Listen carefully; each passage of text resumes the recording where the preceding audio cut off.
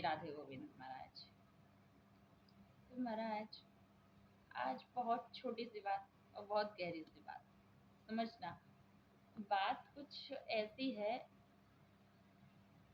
कि आज जो हमारे बच्चे हैं ना, वो बातें सुनते नहीं हैं, वो बातें मानते नहीं हैं।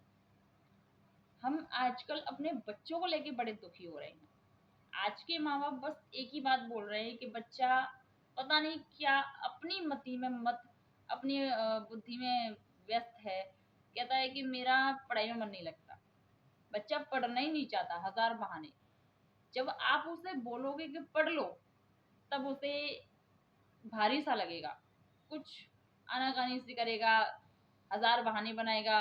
लेकिन वहीं उसको फ्री फोन चलाने में, टीवी देखने में, इधर उधर गप्पे लड़ाने में, बात करने में, टाइम वेस्ट करने में ज्यादा अच्छा लगेगा। तब वो स्वस्थ रहेगा, तब उसे फुल मस्ती सूझेगी। तो हम अक्सर अपने बच्चों से कहते हैं बेटा पढ़ लो, लेकिन बच्चे पढ़ते नहीं है।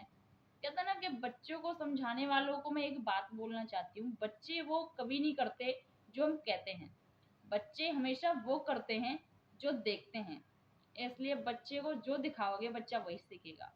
बच्चों के सामने यदि आप फोन चला रहे हो और उनसे कह रहे हो नहीं चलाओ, तो ऐसा नहीं हो, जरूर चलाएंगे। और बच्चों के सामने यदि आप बोल रहे हो कि बच्चा आप पढ़ लो कहने से कोई नहीं पढ़ता। पहले आपको उसके सामने किताब खोलनी पड़ेगी, आपको पढ़ना पड़ेगा, तभी वो किताब खोलेगा। दूसरी चीज, बच्चे की जैसे जैसे उम्र बढ़ती है ना, मान लीजिए कहते हैं ना सबसे खतरनाक उम्र 17 के बाद होती है। 17 के लगभग, मान लो 17-18 के लगभग। जैसे ही 15 पार हो जाए, समझ लो बहुत खतरनाक उम्र आने वाली है। इस उम्र में अब जो अपना बच्चा होता है ना, उसको आप कितना ही समझा लो, करेगा अपनी मन की। दूसरी चीज, इस उम्र में अनुभव की बात है, कई लोग इस उम्र से गुजर भी चुके हैं, कई लोग आने वाले होंगे, कई लोगों के बच्चे इस उम्र तक पहुंच गए होंगे।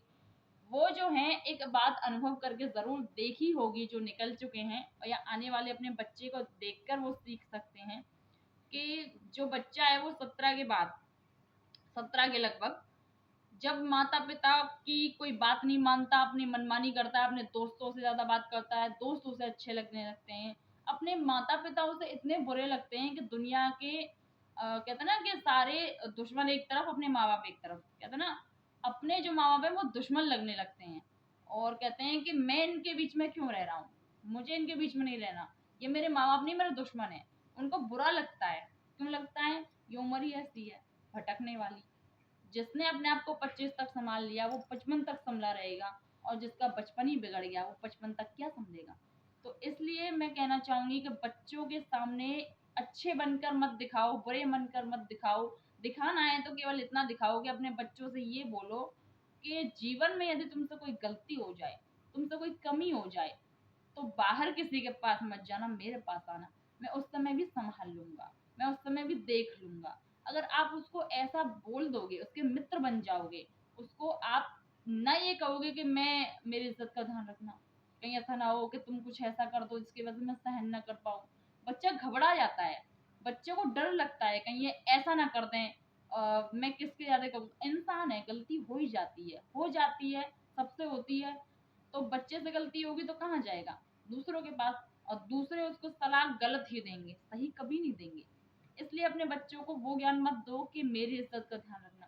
बच्चों को ये बोलो इज्जत का ध्यान रखना अच्छी बात है, लेकिन बच्चों को ये बोलो कि अगर गलती हो जाए तो कहीं और मत जाना, मेरे पास आना, मैं उस समय भी उस गलती को ठीक करूंगा, तुम्हारा पूरा साथ दूंगा।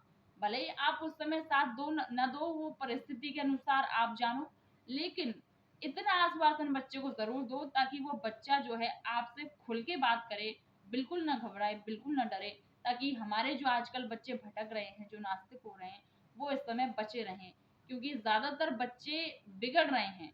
आज का युवा यदि बिगड़ेगा तो समाज का क्या होगा, क्या होगा इस देश के भविष्य का। तो इसलिए मैं कहती हूँ कि अपने बच्चों को पढ़ाओ, अच्छी बात है, लेकिन इतना भी प्रेशर मत डालो पढ़ाई को लेके कि आप उनको बस एक ही माला जपाते रहो, पढ़ लो पढ़ लो पढ़ लो, अरे पड़ोसी के बच्चे को देख वो पास हो गया, अरे इसके बच्चे से सीख। उसके सामने यदि आप दूसरे बच्चों की प्रशंसा कर रहे हो तो वो बच्चा कभी नहीं सीखेगा, वो दुखी रहेगा कि बताओ मैं पूरी मेहनत करता हूँ।